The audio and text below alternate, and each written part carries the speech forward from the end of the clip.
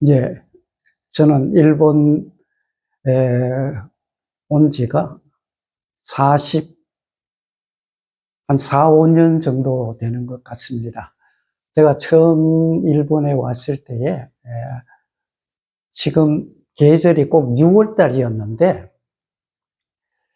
오면서 제가 처음으로 일본 텔레비를 보면서 깜짝 놀라운 사건이 있었는데, 일본인들이 지금 각 지역마다 뭐 맛집을 하고 있습니다만, 그 당시에 그 일본인들이 미꽃이라고 하는 이런 막 은약계 비슷한 이런 상자를 메고 강을 건너는 이런 맛집을 하고 있는 그런 현상을 보면서 제가 깜짝 놀랐습니다. 왜냐하면은 이와 같은 마쓰리는 일본에서 하는 마쓰리라기보다는 오히려 이스라엘 민족이 전통적으로 하고 있는 마쓰리이기 때문에, 그래서 왜 이와 같은 마쓰리를 일본에서 하고 있는가 하는 이런 의문을 갖고 일본에 대한 역사적인 이런 자료들을 연구하기 시작을 했습니다.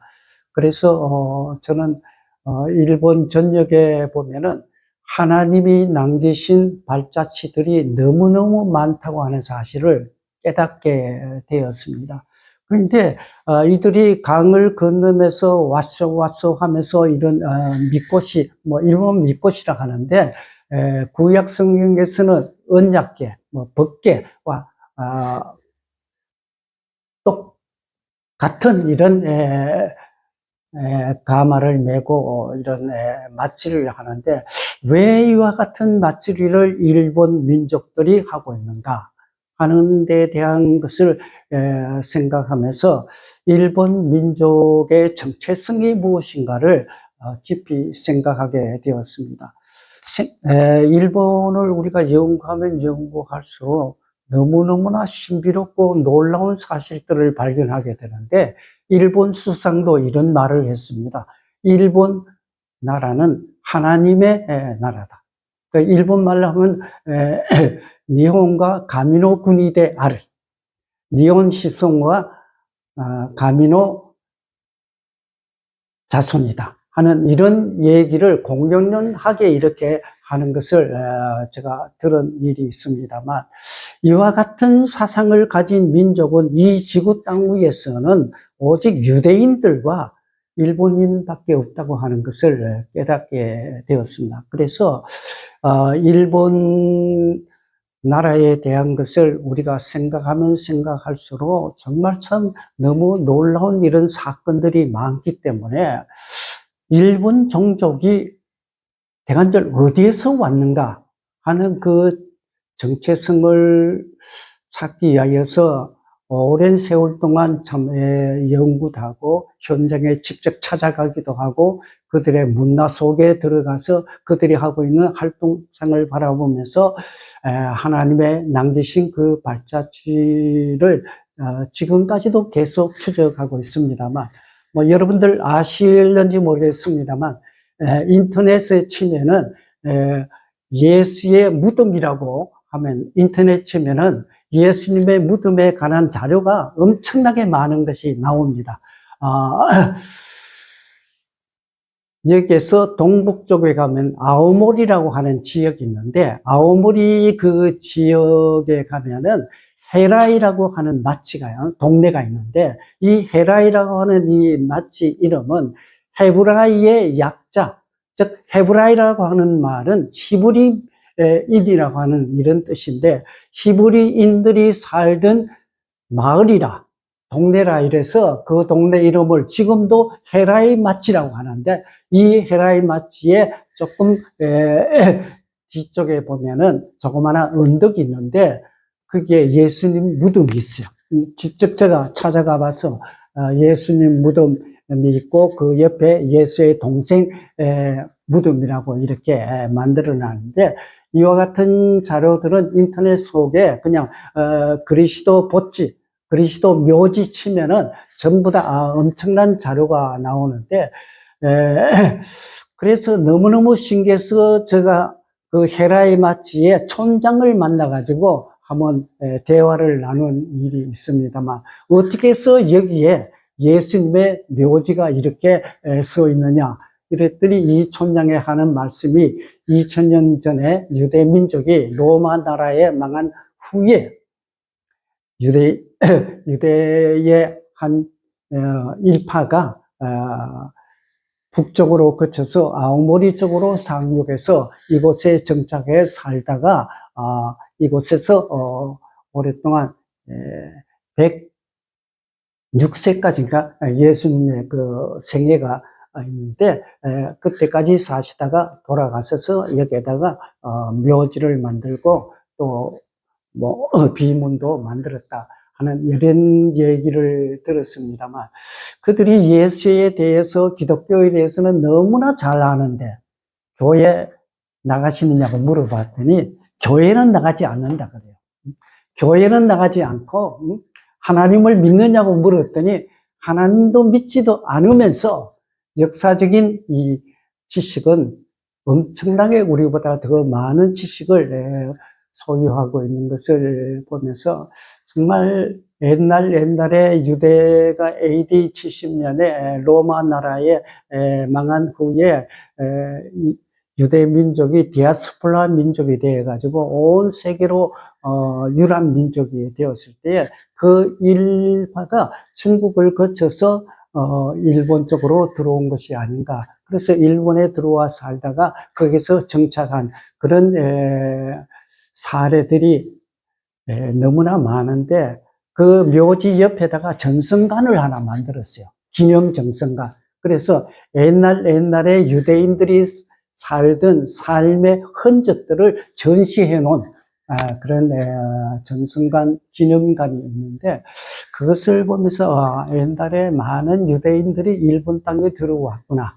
그러니까 우리가 말하는 예수 그리스도가 아니고 예수라고 하는 이름을 가진 유대인들이 들어와서 살다가 죽은 것이 아닌가, 우리는 그렇게 추측을 하고 있습니다만, 이와 같은 흔적들이 너무나 많기 때문에 자관 일본을 우리가 왜 선교해야 하는가 하는 것은, 하나님께서 일본 땅을 먼저 사랑하시고 일본 땅에 하나님의 흔적들을 곳곳에다 남겨두셨기 때문에, 그래서 언젠가는 일본이 하나님께로 돌아와야 되고 또 일본 민족이 복음화되어야 마지막 이 세계 역사의 종말을 장식하지 않겠나 하는 그런 생각을 갖고 있습니다만, 뭐 여러분들 지금 6월달 오시면은 일본 전역에 이제는 각 지역마다 각각 특색이 다르긴 합니다만 맞이를 합니다.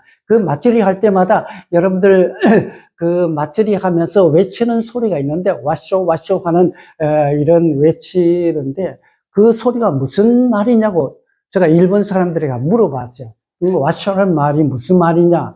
일본 사람들 아무도 의미를 모르는 거예요.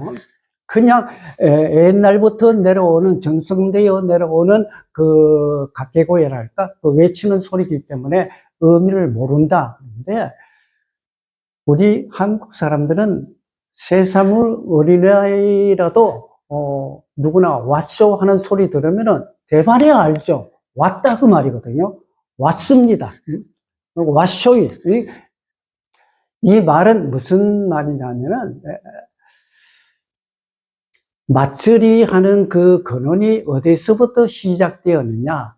하나님의 임재에서부터 시작되었다 하는 것이 일본인들의 전통적인 생각인지도 모르겠습니다. 그래서 이 맞추리가 시작은 하나님이 왔소, 하나님이 임재하면은 맞추리가 시작되고, 하나님이 임재하지 아니하면은 몇 년이고 그대로 머무는 이와 같은 내용들이 사실은 구약 성경에 보면은 그 내용이 있거든요. 출애굽 마지막 장에 보면은 하나님이 임재하면은 발행하고 임재하지 아니하면은 뭐 몇 달이고 몇 년이고 그대로 머물렀다 하는 그런 걸 보면, 왜 이와 같은 일을 일본인들이 그대로 하고 있는가 하는 것을 생각해 볼 때에 일본 민족은 우리가 생각하는 같이 단순한 민족이 아니라 정말 환상적인 민족이다. 너무나 신비롭고 놀라운 민족이다. 일본인들이 알지 못하지만 일본인들의 역사 속에는 너무나 많은 기독교적인 요소들이 엄청나게 많다는 사실을 우리가 깨닫고 정말 일본 역사를 우리가 다시 한번 바라보게 되는데, 제가 오래전에 나가시마에 한번 방문해 본 일이 있습니다만, 나가시마 거기에 아주 깊은 산골짜기에 가봤는데, 그 깊은 산골짜기에 가봤더니 그 묘지 전체가 십자가로 되어 있는 거예요. 전부 다 십자가로. 그래서 가이드에게 물어보면, 왜 이 깊은 산 속에 십자가 묘지가 이렇게 많은가 물었더니, 도쿠가와 마쿠 시대 때에 그리스찬들이 그 바퀴를 피해서 도망가서 살다가 여기에서 돌아갔어서 묘지를 세웠다 하는 그런 얘기를 들었습니다만, 우리가 알지 못하는 일본 기독교 역사의 이면에는 너무나 많은 순교자들이 있었다고 하는 사실을 우리가 꼭 기억해야 됩니다. 잠깐 수십만 명의 크리스찬들이 순교의 피를 흘린 땅이다 하는 것을 먼저 기억하셔야 되고, 또 이 땅이 복음화 되게 되면은 동남아시아뿐 아니라 전 세계를 향한 선교의 장을 열어갈 수 있다고 저는 확신하기 때문에, 그래서 일본 민족이 복음화되면은 일본 민족을 통해서 세계 선교의 장을 열어갈 수 있는 민족이 아닌가, 저는 그렇게 확신하면서 언젠가는 하나님의 때가 되면 반드시 이 일을 이루실 것이다 하는 이런 믿음의 확신을 갖고 있습니다. 여러분들 아시는 대로 일본 기독교 역사는 1549년 8월 15일에 가고시마에서 처음으로 프란시스코 자비에르를 하는 선교사가 상륙해서 475년이라고 하는 이런 역사가 흘렀음에도 불구하고 지금 일본 그리스도 인구가 얼마가 되느냐 하면은 1%도 되지 않는다고 합니다. 정확하게 말하면은 0.3%니까 0.4% 정도밖에 되지 않는다고 합니다만, 이것도 하나의 기독교 역사상의 기적이 아닌가 이런 생각을 갖게 됩니다만, 그러나 이제부터 일본 선교는 시작이다. 저는 그렇게 생각합니다. 왜냐하면은, 동북 대지진을 통해서 일본 사람들이 마음의 변화가 일어나기 시작. 전에는 하나님을 떠난 사람들이 하나님께로 돌아오는 이런 경향이 지금 일어나기 시작했고, 그래서 언젠가는 일본 나라가 복음화되지 않겠나 하는 그런 생각을 가지면서 지금도 열심히 복음을 전하고 있습니다만, 그러나 문제는 일본인들 자체적으로는 복음을 확산시키기가 너무 어렵고 힘들기 때문에 일본을 복음화할 수 있는 유일한 방법은 한국 선교사들이 일본에 와서 일본을 복음화하는데 앞장서면은 기적의 역사가 일어나지 않을까, 그런 생각을 하게 됩니다. 그래서 저는 이제 은퇴를 해서 십몇 년이 지났습니다만, 지금도 그런 환상적인 꿈을 꾸는 것은 하나님께서 역사하시면은 일본은 반드시 복음화가 가능하다 하는 것을 저는 믿습니다. 그러니까 여러분들도 아시지만 하나님이 하시면 됩니다. 하나님이 일본 복음화를 위해서 일본의 선교의 역사의 장을 연다면은 일본 보고만은 충분히 가능하다고 확신합니다.